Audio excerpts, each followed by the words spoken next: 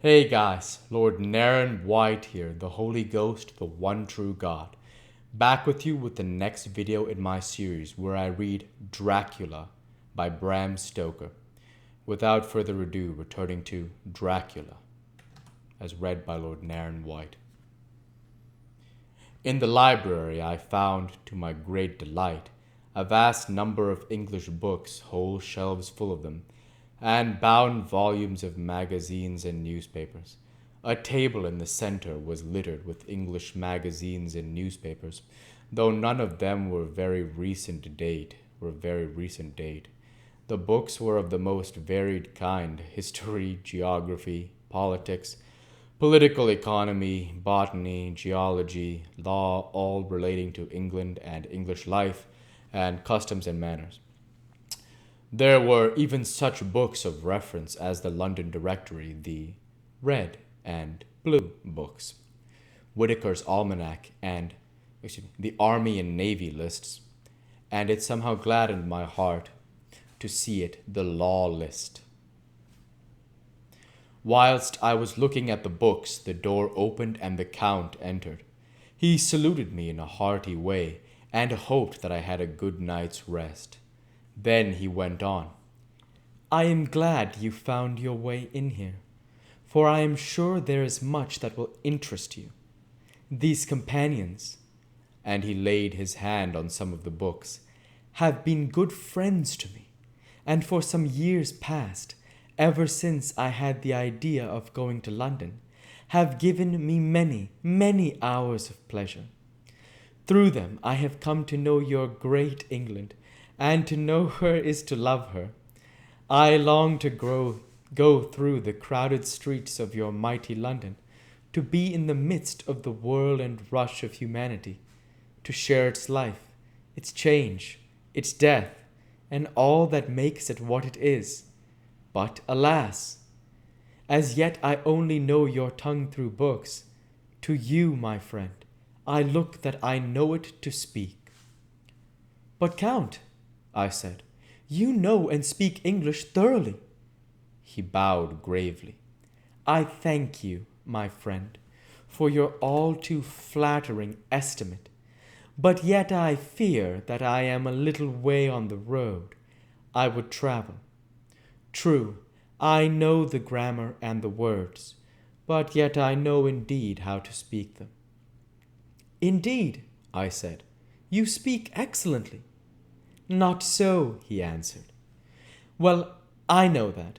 Did I move and speak in your London, none there are who would not know me for a stranger. That is not enough for me. Here I am noble. I am a boyar. The common people know me, and I am master. But a stranger in a strange land, he is no one. Men know him not, and to know not is to care not for. I am content if I am like the rest, so that no man stops if he sees me, or pauses in his speaking if he hears my words. Ha ha! A stranger!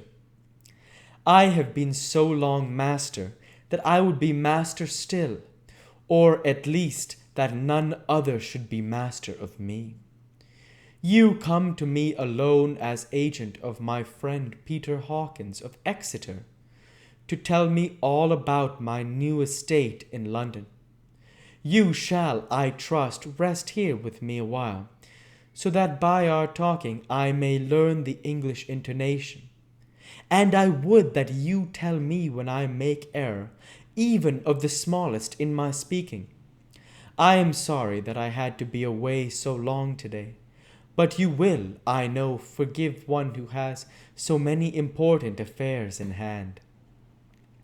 Of course, I said all I could about being willing, and asked if I might come into that room when I chose. He answered, "Yes, certainly," and added, "You may go anywhere you wish in the castle, except where the doors are locked, where of course you will not wish to go.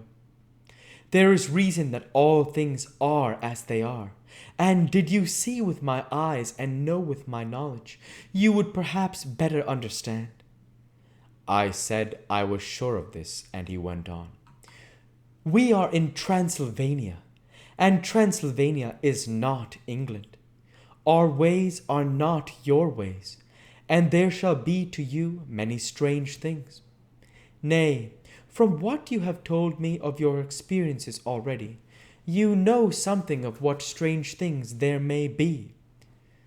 This led to much conversation, and as it was evident that he wanted to talk, if only for talking's sake, I asked him many questions regarding things that had already happened to me or come within my notice.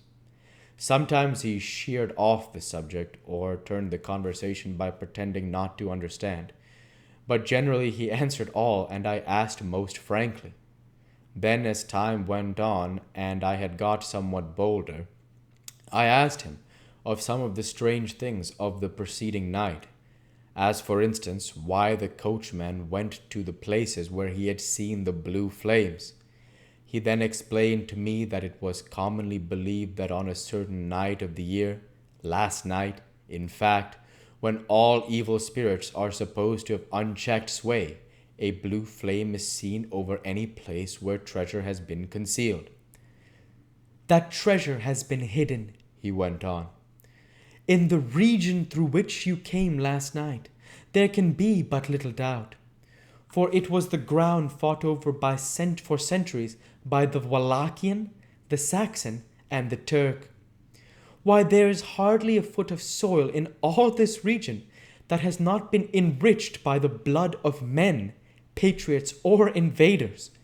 In the old days, there were stirring times when the Austrian and the Hungarian came up in hordes, and the patriots went out to meet them, men and women, and the aged and the children too, and waited their coming on the rocks above the passages, that they might sweep destruction on them with their artificial avalanches.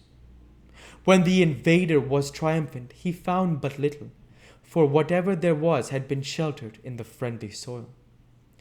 But how, said I, can it have remained so long undiscovered, when there is a sure index to it, if men will but take the trouble to look? The Count smiled, and his lips ran back over his gums. The long, sharp canine teeth showed out strangely. He answered, Because your peasant is at heart a coward and a fool. Those flames only appear one night, and on that night no man of this land will, if he can help it, stir without his doors. And, dear sir, even if he did, he would not know what to do. Why, even the peasant that you told me of, who marked the place of the flame, would not know where to look in daylight, even for his own work. Even you would not, I dare be sworn, be able to find these places again. There you are right, I said. I know no more than the dead were even to look for them. Then we drifted into other matters. Come, he said at last, tell me of London, and of the house which you have procured for me. With an apology for my remissness, I went into my own room to get the papers from my bag.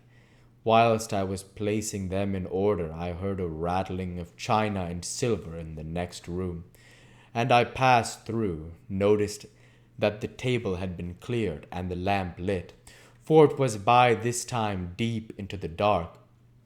The lamps were also lit in the study or library, and I found the Count lying on the sofa, reading Of All Things in the World, an English Bradshaw's Guide. When I came in, he cleared the books and papers from the table, and with him I went into plans and deeds and figures of all sorts. He was interested in everything and asked me a myriad questions about the place and its surroundings. He clearly had studied beforehand all he could get on the subject of the neighborhood, for he evidently at the end knew very much more than I did. When I remarked this, he answered. And we'll go ahead and stop there for this week. As usual, I want to say thank you for watching, and I hope you enjoyed. please like, comment, and subscribe, as it greatly helps the channel. Light be with you all. Take care, and thanks again.